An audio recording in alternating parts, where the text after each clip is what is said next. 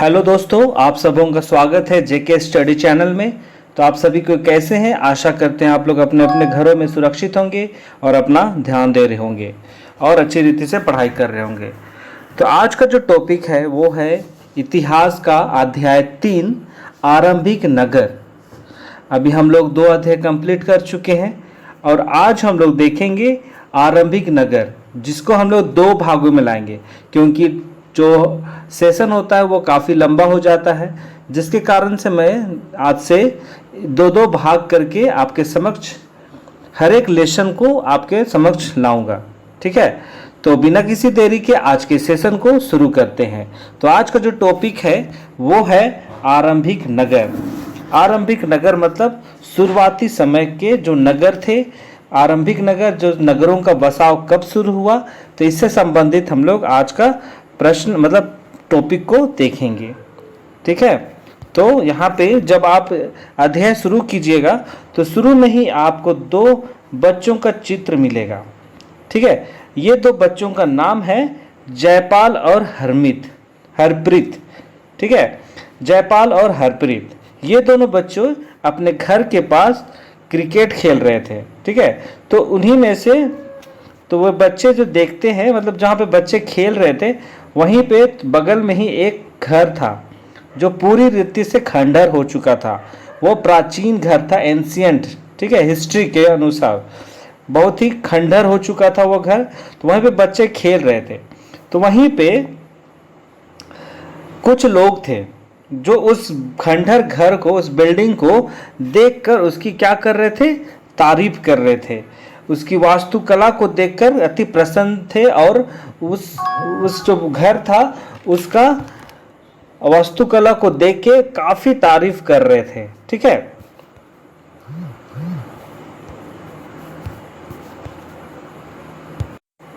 तो उसकी वास्तुकला को देख के काफी वे खुश थे और काफी तारीफ कर रहे थे। उन्होंने उसके जो घर का जो था वो लकड़ी का बना हुआ था, जिसपे सुंदर नक्काशी बना हुआ था, माने कुछ चित्र बने हुए थे, माने कुछ डिजाइन बने हुए थे जो आजकल के घरों में देखने को नहीं मिलता है। तो उसको देख के वे काफी आश्चर्यचकित थे। ठीक है, तो वहीं पे वही दूसरी महिला कहती है कि एक वहां पे 2 महिला थी, वो लोग आपस में बात कर रहे थे। उसमें से एक महिला कहती है कि हम लोगों को मंत्री को पत्र लिखना चाहिए और इस घर को सुरक्षित रखने के लिए इसकी मरम्मत की व्यवस्था करानी चाहिए। ठीक है, तो उसी में से ये दोनों जो बच्चे हैं वो देखकर सोचने लगते हैं कि इस पुराने खंडहर से लोगों को इतना लगाव क्यों है। ठीक है, तो ये जो घर था उसके प्रति लोग इतना आकर्षित क्यों हैं, उनके मनों में ये चीज सोच में आता है। तो यही कहानी के साथ में, मतलब इस वार्ता के साथ में हमारा जो टॉपिक है वो शुरू होता है। ठीक है, तो यहाँ पे जो टॉपिक हम लोग देख रहे हैं वो है हड़प्पा की कहानी। ठीक है, हड़प्पा की कहानी। तो ये जो कहानी है वो लगभग 150 साल पुरानी है। ठीक है, 150 साल पुरानी है, जहाँ पे पंजाब में पहली बार रेलवे लाइन बिछाई जा रही थी। जब ये रेलवे लाइन बिछाई जा रही थी तो इंजीनियरिंग को, जितने भी जो भी इंजीनियर थे उन लोगों को यहाँ पे हड़प्पा पुरास्थल मिलता है। ठीक है, जो ये जो पुरास्थल है वो आज के मतलब वर्तमान समय में पाकिस्तान में है, लेकिन जब की बात है वो उस समय पाकिस्तान जो है वो भारत का ही हिस्सा था। ठीक है, तो वहाँ पे हड़प्पा पुरास्थल मिलता है और जितने भी इंजीनियर वहाँ पे थे, काम कर रहे थे, वो लोग वहाँ से जितने भी ईंटें निकलती हैं, ठीक है, तो वो सबको रेलवे लाइन में बिछाने के लिए उसका इस्तेमाल करते हैं। जितने भी ईंट मिलते हैं वहाँ पे उन सब को रेलवे लाइन बिछाने के लिए उसका इस्तेमाल करते हैं। उसके बाद सब चीज़ वह समाप्त हो जाता है। ठीक है, लेकिन लगभग उसके बाद जो 150 साल पहले की बात है, लेकिन उसके 80 सालों बाद वहाँ पुरातत्वविद मतलब आर्कियोलॉजिस्ट, जिसको इंग्लिश में आर्कियोलॉजिस्ट कहते हैं, तो पुरातत्वविद ने इस स्थल को ढूंढा और पता चला कि खंडहर उपमहाद्वीप मतलब हमारा जो भारतीय उपमहाद्वीप है उसका सबसे पुराने शहरों में से एक है बोलता है। मतलब सबसे प्राचीन शहर यहाँ पे देखने को मिलता है। ठीक है, जो इससे पहले अब तक खोजा नहीं गया था। ठीक है, तो यहाँ पे जितने भी पुरास्थल से हम लोगों को इमारतें मिले, वस्तुएं मिली, उन्हें हड़प्पा सभ्यता कहा गया। और हड़प्पा सभ्यता क्यों कहा गया? क्योंकि जो ये सभ्यता जो सबसे पहले मिली थी वो आपका हड़प्पा में ही मिला था, इसलिए इस सभ्यता को हड़प्पा सभ्यता भी कहा जाता है। और ये जो शहरों का निर्माण जिसका अंदाजा लगाया गया जो लगभग 47 वर्ष पुराना है, जो हम लोगों को ये हड़प्पा सभ्यता मिला वो लगभग 47 वर्ष पुराना है। ठीक है, इतना बात आपको समझ में आ गया। अब हम लोग आगे चलते हैं। नगरों की विशेषता, जो हम लोगों को नगर मिले देखने के लिए उत्खनन के द्वारा, वो सब के बारे में अब हम लोग देखेंगे। वो जो नगर जितने भी वहाँ पे हम लोगों को उत्खनन के द्वारा जितने भी साइट मिले, नगर मिले, वो सब का क्या क्या विशेषता था, इन सब बारे में हम लोग देखेंगे। ठीक है, इसको मैं थोड़ा ऊपर कर देता हूँ। तो यहाँ पे हम लोगों को देखने को मिलता है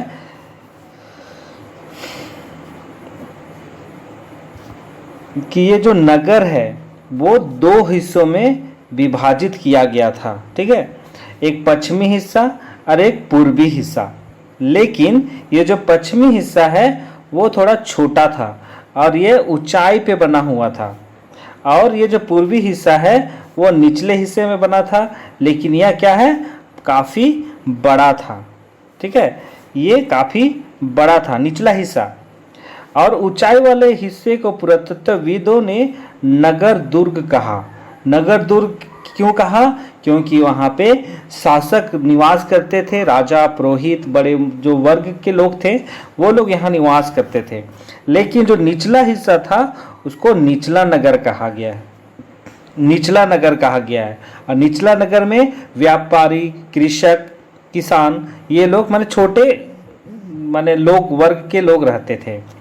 और ये दोनों हिस्सों में मतलब ये जो नगर दुर्ग है और निचला नगर, ये दोनों एरिया आपका 4 दीवारी पक्की ईंटों से बना गया था। 4 दीवारी का मतलब होता है बाउंड्री। ठीक है, पक्की ईंटों के द्वारा बनाया गया था। और ये जो 4 दीवारी बनी थी वो मतलब इतनी अच्छी ईंटें पक्की हुई थी कि वो दीवारें आज भी खड़ी है। ठीक है, आज भी खड़ी है। ठीक है, और यहाँ पे अगला बोलता है कि ये जो नगर दुर्ग है उसमें खास इमारतें बनाई गई थी, मतलब कुछ बड़े, कुछ आकर्षक, माने खास था। ठीक है, और यहीं पे कहा गया है कि ये जो मोहनजोदाड़ो है, मोहनजोदाड़ो में एक खास तालाब बनाया गया था जिसे पुरातत्वविदों ने महान स्नानागार कहा है। ठीक है, महान स्नानागार माने सबसे बड़ा स्नानागार मोहनजोदाड़ो में देखने को मिला है एक तालाब। और इस तालाब को बनाने में ईंटें और प्लास्टर का इस्तेमाल किया गया है। ईंटें और प्लास्टर का इस्तेमाल किया गया है। और पानी का रिसाव को रोकने के लिए ये जो तालाब बना है उसके प्लास्टर के ऊपर में चारकोल की परत चढ़ाई गई थी। चारकोल मतलब जो सड़क में जो बनता है काला वाला, जिसको लोकल भाषा में अलकतरा कहा जाता है, तो वो चारकोल से उसका प्लास्टर के ऊपर में चारकोल लगाया गया था ताकि पानी का रिसाव ना हो सके। और ये जो तालाब है उसमें दोनों तरफ से उतरने के लिए सीढ़ियां बनाई गई थी और चारों ओर माने तालाब के चारों ओर कमरे बनाए गए थे, शायद वस्त्र बदलने के लिए। ठीक है, और ये जो तालाब है उसमें भरने के लिए पानी जो होता था वह कुआं से निकाला जाता था और उपयोग करने के बाद उसे खाली कर दिया जाता था। ठीक है, तो ये सब देखने से हम लोगों को यही प्रतीत होता है कि ये जो तालाब बना गया था वो कोई विशिष्ट नागरिकों के लिए ही बना गया था, मतलब आम जनता के लिए नहीं था। मतलब ये कोई शासक वर्ग के लोगों के लिए था, माने प्रथम बड़े वर्ग जो हैं उन लोगों के लिए ही ये बनाया गया था। इतना आप लोगों को पता चल गया। और यहाँ पे हम लोग देखते हैं 2 और साइट का नाम है कालीबंगा और लोथल। कालीबंगा आपका पाकिस्तान और ये अफगानिस्तान के आसपास में है, और ये लोथल जो है आपका इंडिया में गुजरात में है। तो आप लोग यहाँ पे मानचित्र देख सकते हैं, साइड में है, जिसको मैं जूम कर देता हूँ। आपका आपका हो गया ये कालीबंगा, यहाँ पे है, ठीक है। और जो लोथल है आपका यहाँ पे गुजरात में, गुजरात, ठीक है। तो यहाँ पे हम लोगों को क्या मिला है, अग्निकुंड मिला है, और जिससे हम लोगों को यही पता चलता है कि वहाँ पे यज्ञ होता था, ठीक है। और हड़प्पा, मोहनजोदाड़ो, लोथल जैसे नगरों से बड़े बड़े भंडार गृह भी हम लोगों को देखने को मिला है। तो आप लोगों को नोट आउट भी करना है कि हम लोगों को क्या क्या नगरों से प्राप्त हुआ है। मोहनजोदाड़ो से हम लोगों को स्नानागार प्राप्त हुआ है, और कालीबंगा और लोथल से यज्ञ मतलब कुंड, अग्निकुंड मिले हैं, और हड़प्पा, मोहनजोदाड़ो, लोथल से हम लोगों को भंडार गृह भी देखने को मिले हैं।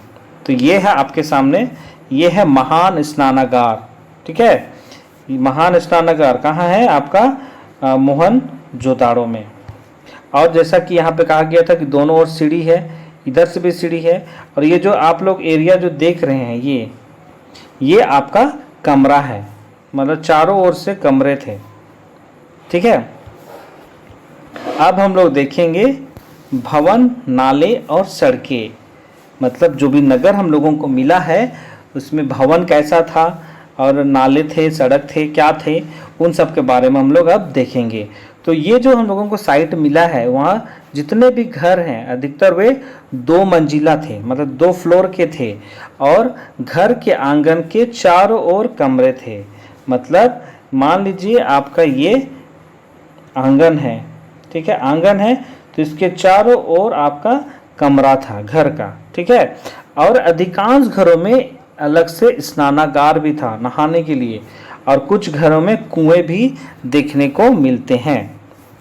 और यहाँ पे देखते हैं कि नगरों में ढके हुए नाले थे, जितने भी सड़क के किनारे जितने भी नाले थे वो सब कवर था, ढके हुए थे, और इन्हें सावधानी से सीधी लाइन में बनाया गया है। मतलब सीधा लाइन में हम लोग वहाँ के नालियों को देखते हैं, और जो भी नालियाँ थी वो हल्का ढलान था ताकि पानी आसानी से बह सके। लेकिन आजकल आप लोग देखते हैं कि आजकल कितना आधुनिकीकरण हो चुका है, तकनीक विकास कर चुका है, लेकिन नालियाँ अच्छे से नहीं बनती हैं, नालियाँ भी जाम हो जाती हैं। लेकिन उतने प्राचीन समय मतलब 4700 वर्ष पहले इतनी अच्छी तरीके से नालियाँ बनाई जाती थी, है ना। और यहाँ पे ये भी कहता है कि जो भी नालियाँ थी वो घरों की नालियाँ सड़कों की नालियों में जोड़ दिया जाता था, मतलब घर की नालियाँ सड़क के नालियों में जोड़ दिया जाता था, जो बाद में बड़े नालों में जाकर मिल जाती थी, ठीक है। ये ज़्यादा आपको समझाने की आवश्यकता नहीं है। और मतलब साफ सफाई का भी ज़्यादा ध्यान दिया जाता था, और जितने भी घर, नाले, सड़क जो बने थे सारे योजनाबद्ध था, मतलब पूरा का पूरा प्लानिंग के साथ, है ना, प्लानिंग के साथ बना हुआ था, ठीक है। अब हम लोग जैसे यहाँ पे देख रहे हैं आप लोग ये चित्र देखिए, ये जो देख रहे हैं आप सब, ये है आपका नालियाँ, ठीक है, और ये सब सड़क है। तो मतलब आप लोग खुद देखिए कितना योजनाबद्ध के साथ बनाया गया था, ठीक है, इतना देख लिए। अब हम लोग देखते हैं नगरीय जीवन के बारे में। नगरीय जीवन, वहाँ पे जितने लोग रहते थे उन लोगों का रहन सहन कैसा था उसके बारे में। ये जो हड़प्पा के जो नगर है वो काफ़ी हलचल भरा था, माने मतलब पूरा का पूरा जनसंख्या से भरपूर था, पूरी आबादी थी, ठीक है। और इस चलते यहाँ कहा गया है पूरी हलचल थी, और नगरों में खास इमारतें बनाई गई थी। ये जो आपको खास इमारतें कहाँ थी, वो थी आपका नगर दुर्ग में, ठीक है। नगर दुर्ग के बारे में यहाँ बताया जा रहा है, ये याद रखिएगा, जहाँ पे शासक रहते थे, है ना, और जहाँ पे शासक रहते थे वहाँ खास इमारतें बनाई गई थी, ठीक है। और यहाँ पे ये भी कहा गया है कि वहाँ पे दूर दूर से धातु, बहुमूल्य पत्थर और उपयोगी चीज़ें मंगाते थे। मतलब ये जो नगर दुर्ग है वहाँ पे धातु, बहुमूल्य पत्थर, ये सब का डिमांड था, और वहाँ के जितने भी लोग थे वो लोग सोने, चांदी, मन के जैसे आभूषणों को धारण करते थे। और वहाँ पे नगर में एक लिपिक भी होता था, मतलब लिपिक मतलब क्लर्क, जो आजकल हम लोग क्लर्क कहते हैं। कलर के भी होते थे वहाँ पे, जो मुहरों पर लिखते थे। जो भी स्टाम्प बनता था, मुहर बनता था, उस पर वे लिखने का काम करता था। ठीक है।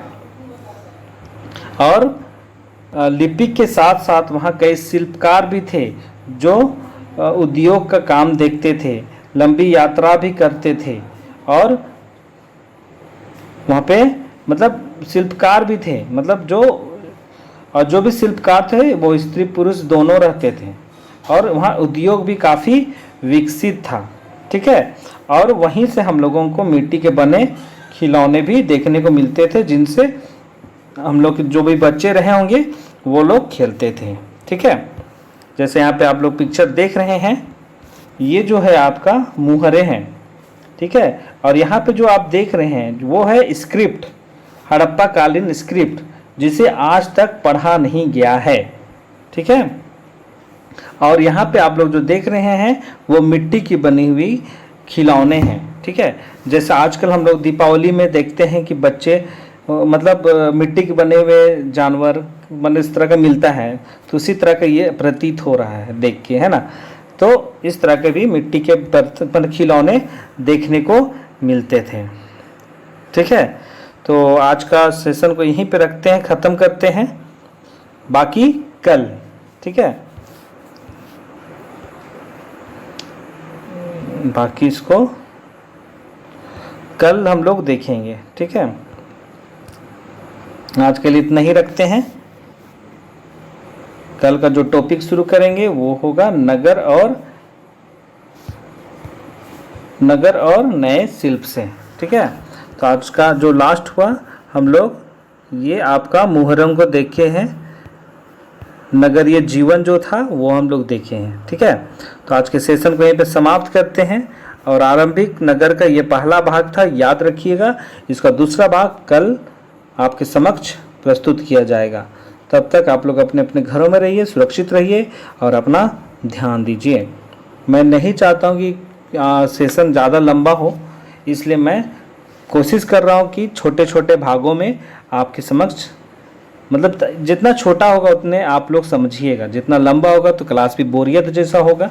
इसलिए आज का सेशन को यहीं पे समाप्त करते हैं। इसका अगला भाग कल आपके समक्ष उपस्थित होगा। तब तक आप लोग अपने अपने घरों में रहिए, सुरक्षित रहिए और अपना ध्यान दीजिए।